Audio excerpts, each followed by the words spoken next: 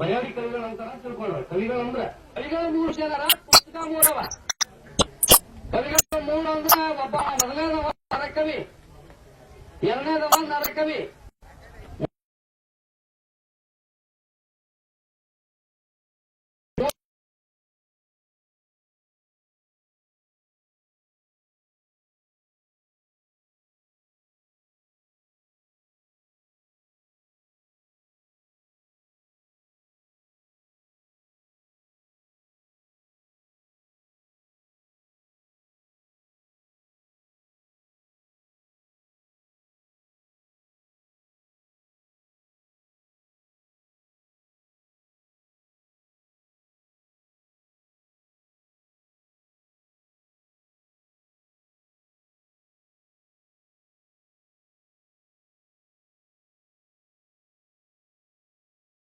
ಲೋಕಗಳಿಗೆ ಎಲ್ಲ ನಾನೇ ಒಡೆಯಲಿ ಅಂತ ಹೇಳ್ತಾನ. ಅಂತ ಯಾವ ಸಿದ್ಧ ಬಸವೇಶ ಮಹಿಮಾ ಪುರುಷ ಯಾವ ಈ ಸುಕ್ಷೇತ್ರ ರಾಸಣಿಗೆಗೆ ಬಂದು ಬೆಳಕಾಗಬೇಕಾದ್ರೆ ಹೆಂಗಾದನಂತ ಕೇಳಿದ್ರೆ ಕಾಶಿ ರಾಮೇಶ್ವರ 2 ಈಜಾಗಿನಾಗ ಕಟ್ಟಿನಲೆ ಮುಂದೆ ಒಂದು ಕಾಲಕ್ಕೆ ಕಾಶಿ ಆಗ್ತದ ಅಂತ ಹೇಳಿದನಂತ.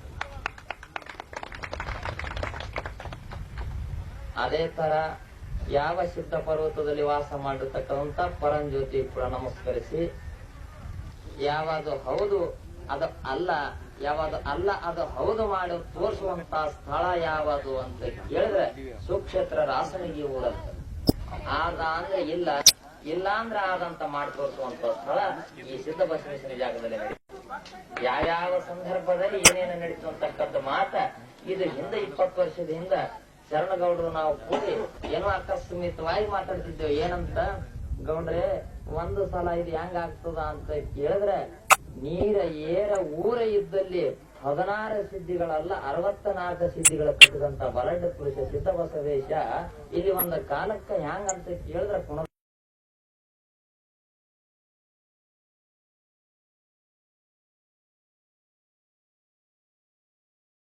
ಪುನರ್ತಾನ ಹಂಗ.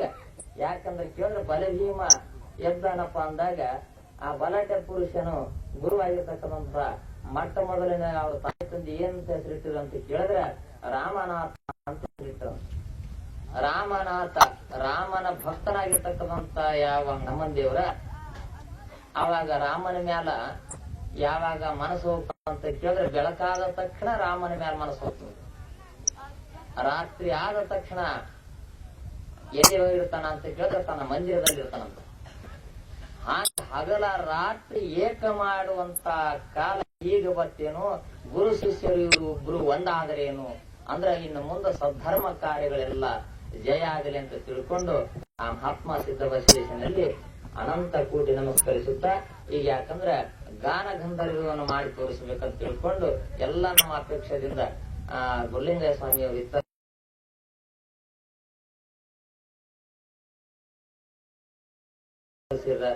ಹಾಗೂ ರಾಜಗುರು ಗುರುಸ್ವಾಮಿ ಕಲಿಕೇರಿಯವರಿಂದ ಎಲ್ಲ ಅನಂತ ಸಂಗೀತ ಸೇವಾದ ಬಳಗ ಎಲ್ಲರೂ ಕೂಡಿಕೊಂಡು ಈ ಗಾನ ಗಂಧರ್ವವನ್ನು ಹರಿಸಿ ಆದ್ರೆ ಅವ್ರ ಕಡೆಯಿಂದ ವಾಣಿ ಕೇಳಬೇಕಂತ ನಮ್ಮ ಅಪೇಕ್ಷೆ ಬಾಳ ಆಗ್ಯದ.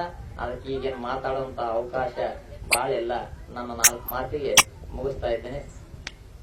ಜೈ ಮಹಾತ್ಮ ಸಿದ್ಧ